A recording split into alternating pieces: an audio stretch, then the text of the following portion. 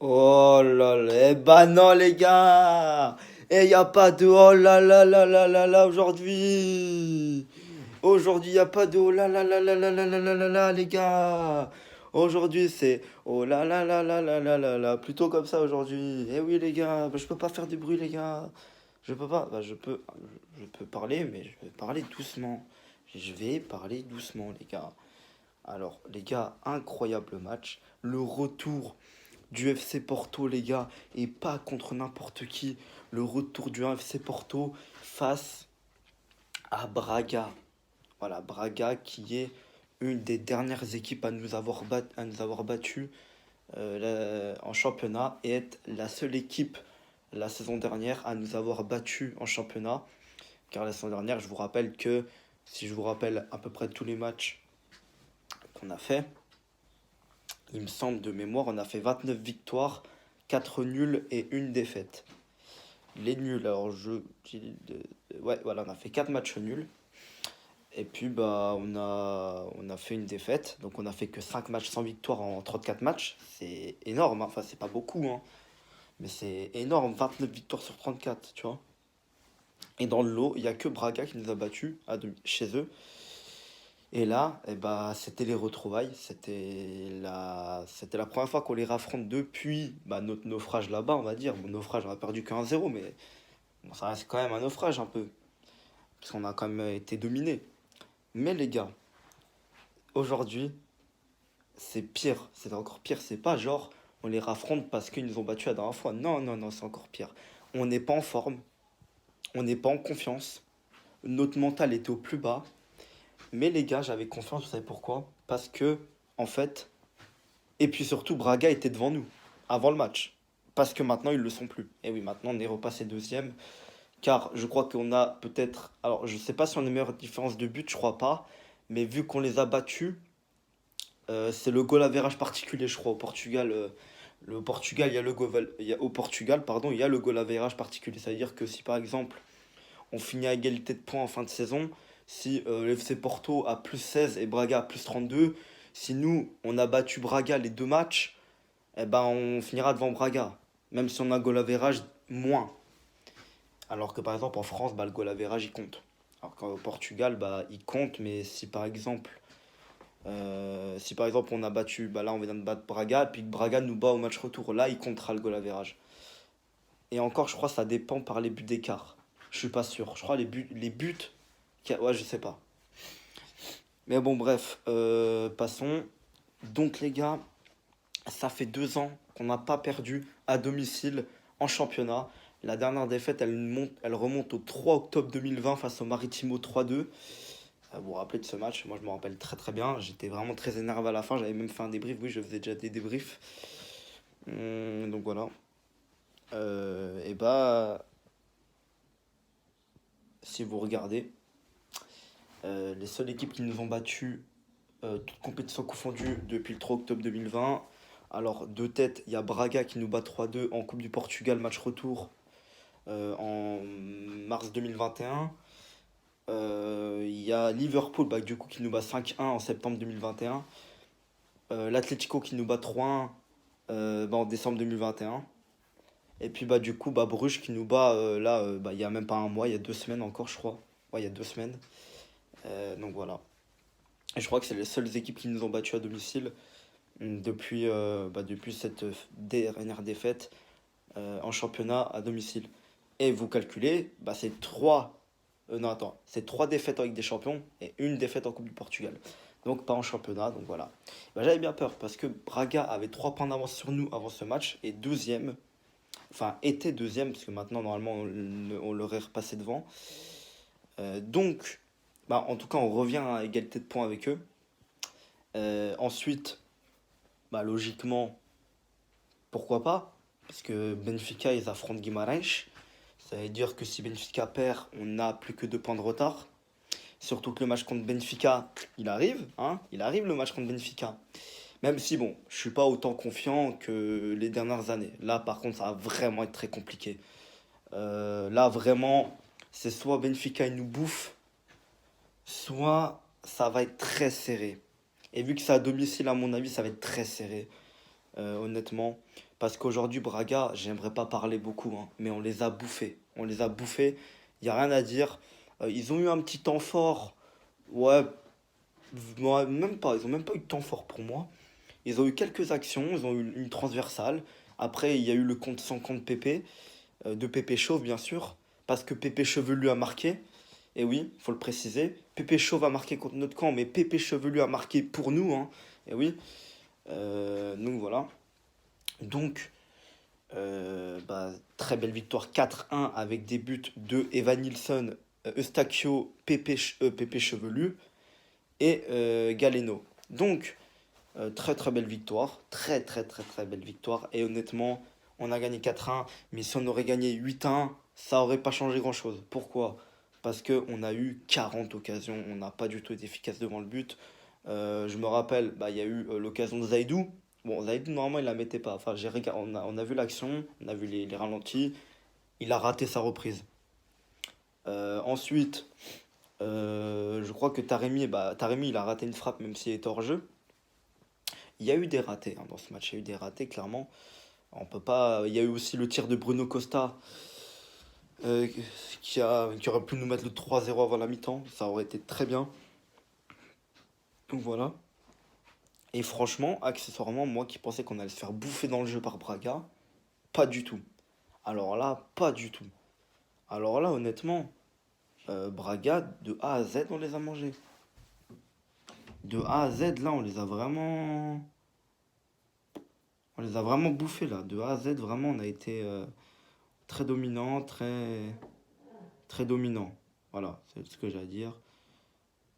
Bon, bah voilà, hein.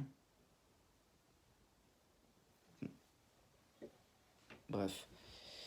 Donc, je vais faire la composition d'équipe. Diogo Costa au goal. Euh, Pepe Carmo en défense centrale. À droite, on avait Rodrigo Conceição. À gauche, Wendell. Enfin, Conceição a compris qu'il fallait mettre Wendell à la place de Zaidou. Bon, Zaidou est rentré, ok. Bon, voilà. Milieu de terrain, il y avait Pepe, Chevelu, Uribe, Bruno Costa et Eustachio. Et en pointe, il y avait Evan Nilsson Taremi comme d'habitude. Bon, ça change pas. La seule chose qui a changé, c'est Wendell titulaire. Bon, Rodrigue Conceição, normalement, n'est pas titulaire. Mais là, par contre, il est parti pour l'être. Et j'espère que en Ligue des Champions, la semaine prochaine, mardi, normalement, on joue mardi contre Leverkusen. J'espère que Wendell et Rodrigue Conceição seront titulaires. Parce que on n'en peut plus de Jean-Mario et Zaidou. On n'en peut plus. Autant Jean-Mario, je doute qu'il soit titulaire dans ce match.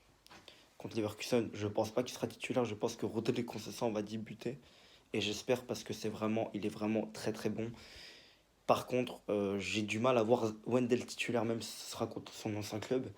Je pense que Zaidou, malheureusement, et oui, c'est malheureux les gars, mais Zaidou, je pense qu'il sera titulaire et moi, je me fais pas trop de suspense dans ce secteur-là. Honnêtement, je pense que Zaidou, je sais pas ce qu'il a, je sais pas si c'est le fils caché de Conceição, j'en sais rien. Je sais pas ce que Wendell a fait, je sais pas si c'est lui qui a caillassé la bagnole de Conceição après Bruges. Je sais pas s'il a baisé la femme de Conceição, j'en sais rien. Parce que Wendell, il a encore montré qu'il est meilleur que Zaidou, voilà, tout simplement. Donc voilà. Alors, les tops et les flops. En top, honnêtement, même s'il n'a pas marqué ce soir, je mettrais Taremi. Après tout ce qu'il a fait, il a fait deux passes D. Attends. Ouais, il a fait deux passes D, c'est ça. Euh, il a également été bon dans le jeu. Il a fait des très bonnes passes. Il a vraiment apporté énormément. Il y a rien à dire sur ça. Non, il a pas fait deux passes D, pardon. Il a fait qu'une passe D, Taremi. Attends. Non, il a fait qu'une passe D, effectivement. Donc voilà. Mais il a beaucoup apporté dans le jeu et il a été dans quasiment toutes les actions offensives. Voilà, il a été dans toutes les actions, quasiment. Taremi, j'ai rien à dire, très très bon, hein.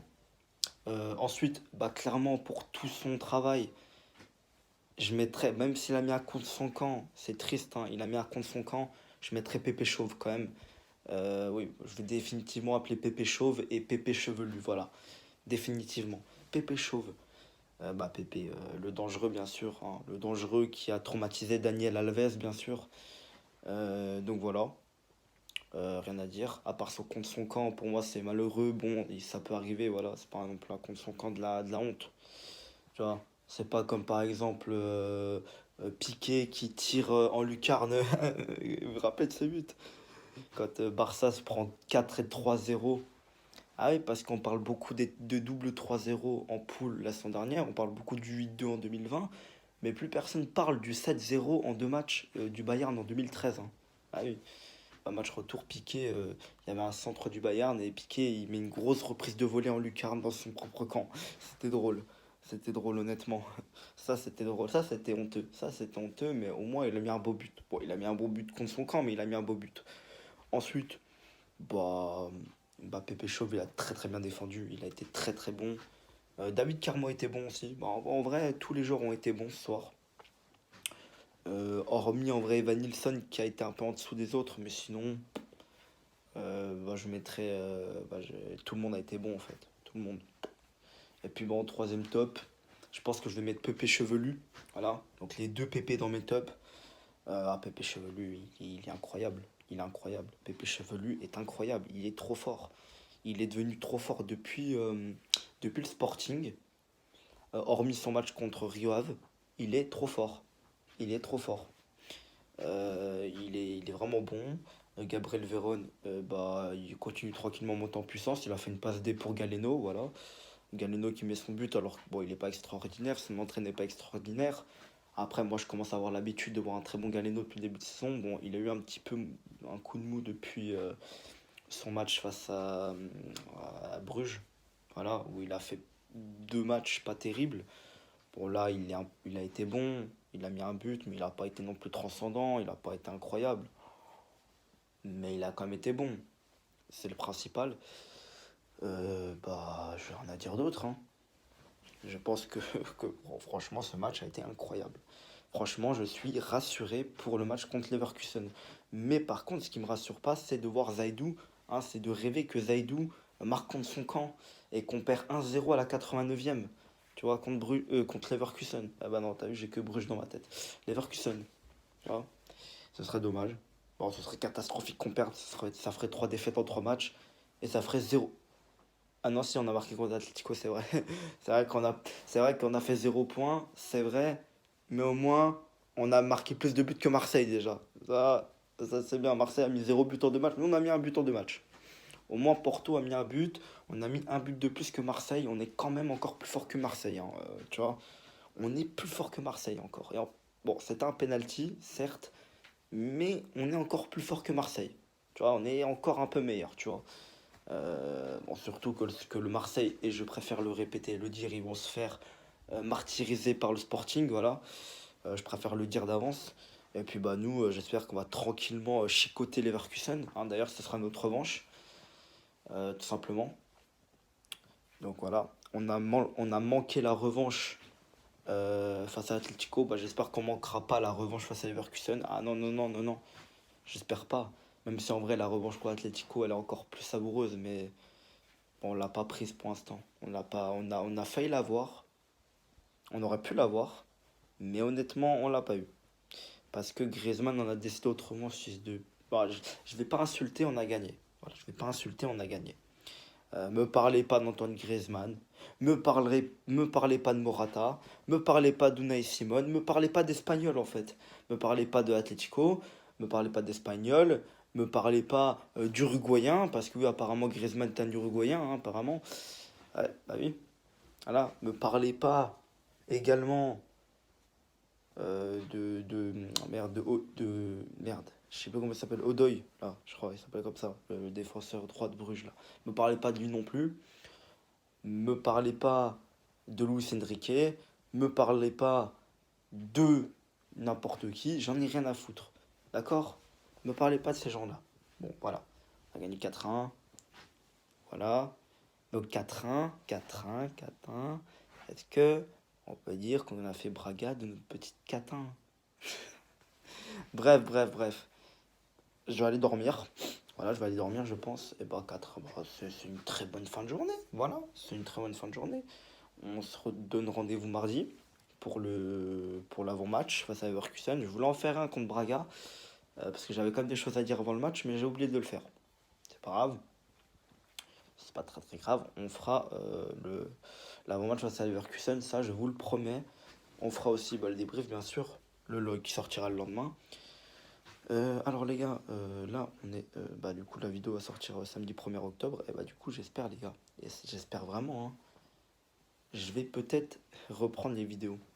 Déjà j'ai une vidéo qui est en attente déjà. Depuis quelques semaines elle est en attente, elle n'est pas sortie. Et c'est ma petite réserve, je vais la sortir cette vidéo. Vous allez voir, hein, c'est un nouveau concept qui a été créé par moi. Je pense que personne d'autre l'a fait sur YouTube. Personne d'autre a eu les couilles de la faire sur YouTube. Après, est-ce qu'il y a beaucoup de courage à la faire? Oui, clairement. Il y a beaucoup de courage à le faire, hein, je vous le dis. Donc voilà. Voilà, donc il y aura un nouveau concept de vidéo. On va peut-être reprendre les vidéos tous les jours, on verra, on fera peut-être des petits trucs sympas, hors dehors du FC Porto, en dehors du foot peut-être. Pour l'instant, j'ai peu d'idées. On va voir par la suite. Pour l'instant, c'est vrai que les idées ne seront pas grandes, hein. Peut-être je vous referai des vidéos sur lui là. Ah oui, lui là, il existe toujours. Ensuite, bon, voilà, clairement, hein. Peut-être, on verra. Donc les gars, je vais vous laisser. Salut.